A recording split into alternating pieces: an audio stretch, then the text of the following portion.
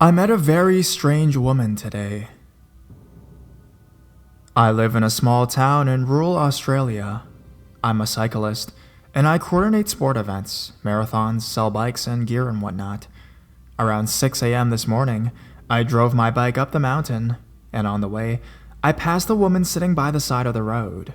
At first, I thought she could have been a hitchhiker, but there was no hotels around here and she had no bags. I stopped my car at about 400 meters away from her, grabbed a bottle of water out of the car, and walked down to see what was going on. This is the moment I realize she's one of the most gorgeous women I'd ever seen. She was probably about 20 years old, pale as fuck, long wavy blonde hair to her hips, and one of those really German kinda hourglass figures. Really blue eyes, like this chick was crazy hot, was wearing those long summer dresses that beach kids seem to love, which was frickin' weird for the middle of the Australian bush. So I'm walking over towards her like, oh my god, but I'm also thinking, what the fuck? I hand her the bottle of water and asked if she's lost or needs a lift back to town. She just stares, doesn't take the water, no blinking. I think, oh shit, she's some kinda crazy. So I asked her if she ran away from somewhere and she just said no, and hadn't blinked yet. So I asked if she's waiting for someone to come pick her up, and she said no again. I asked her where her house is, and she said, here. I'm halfway up a mountain. There's no houses around here, so I'm starting to get creeped out by this lady. I walked back to my Jeep, was going to drive back down the mountain, and call the cops and get them to sort this lady out.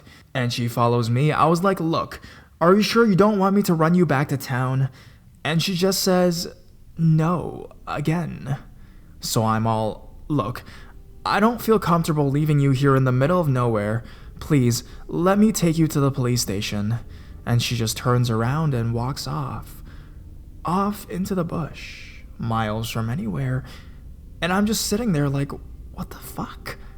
And then I really started to get scared when the bug and bird noises started to come back. It made me realize I hadn't heard a single other sound while I was talking with her, like no magpies, no crickets, no early morning sounds at all. I hightailed the fuck out of there and called the local coppers when I reached the bottom of the mountain. Basically just said I saw a woman up the mountain who refused to get into my car, and then I realized how fucked up that sounded and I hung up. I swear I hallucinated the whole thing. What the hell was that?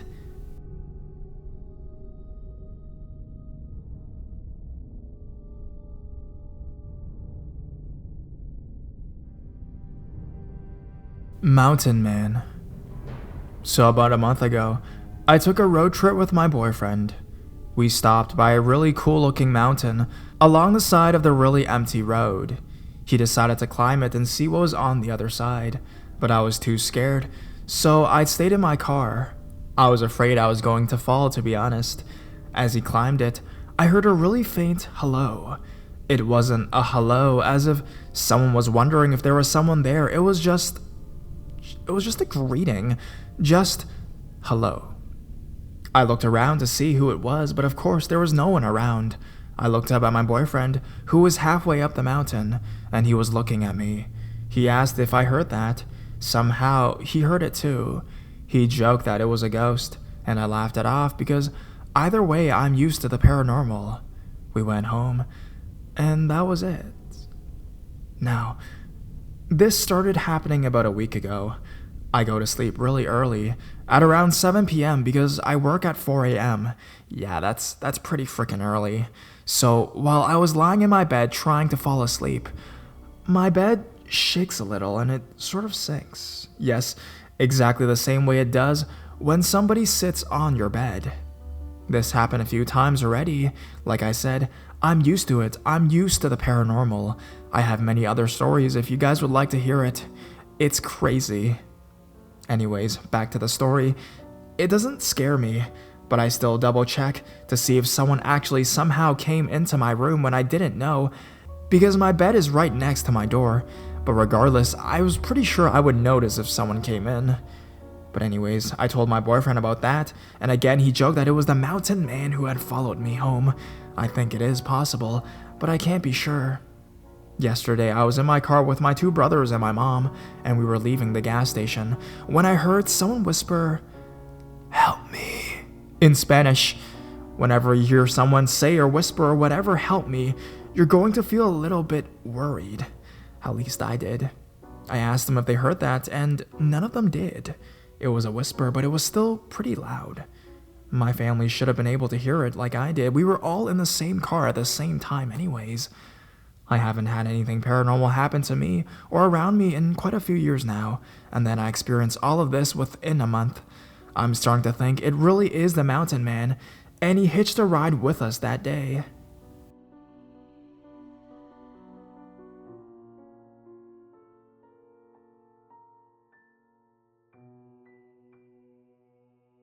Odd experiences in the Uinta Mountains of Utah.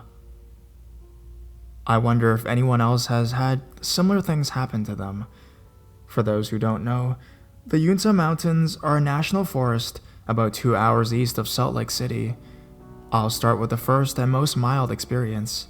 I went out with a group of friends to spend the weekend rock climbing and fishing. The event happened on the first evening. As we were driving back from our campsite, my buddy suggested that we check out a community art project called the Fairy Garden, located in a massive river drainage system. The drainage created tons of perfectly polished spherical rocks. Yet the place has been long around enough that small trees have started to grow. People would come and paint and decorate the rocks. The whole place has a pretty weird vibe to it. It was very maze-like. My friend and I decided to see how long the place stretched on, so we began to hike out in one direction. The whole place was huge. We must have walked a mile, and we were still seeing these rocks that people had painted and put out. The trees looked much weirder at this point. They were all very, very thin and arranged in an almost perfect grid. I realized that my friend had wandered off from me. I couldn't see him, so I began to call out his name. I began to hear someone call my name from behind me, but it sounded too distant to allow me to tell if it was my friend or not. I turned and began to walk towards the sound when I heard somebody running up to me behind me again. It was my friend who had heard me calling and ran over. I was pretty freaked out, but I still think that this could have been me working myself up because I was in the woods for so long. The second experience supports a more obvious and malevolent presence. Second day, we are fishing after a day of climbing, and I'm not getting any luck. So I decide to take a loop around the lake with my dog. I get to the other side of the lake, where the land becomes steeper and has cliffs and boulders around it. My dog freezes, turns to look uphill, and starts whining. My initial guess was that it was a bear, so I went over to my dog, and I told my dog to sit, and began to hike uphill. I reached a cliff with a very easy staircase-like feature on it, and I scrambled over to it to see what was above it. I was in a boulder field, lots of very cool rock features and stuff. I began to look around, and I determined that whatever had spooked my dog wasn't nearby. Then I saw it. I noticed what looked like a dark figure behind a tree, about 30 feet ahead of me, and I quickly freaked out and turned to get back to my friends. As I was down climbing the section I had climbed up, I began to hear my name being called again, very distant, and not obviously male or female, I don't know. Suddenly, a bit of rock I was holding on to rips off, sending me on a good 3-foot fall, and then rolled me about 10 feet down a hill. Besides scrapes and bruises, I was okay, but I quickly got up to continue on. I heard my name being called again. This time it sounded much louder, and I could feel anger and hostility in the voice. The voices stopped promptly when I got back with my friends. The dog was on edge and jumpy for the rest of the trip, and that was really made me wonder what was going on, since my dog is usually never scared of things like this.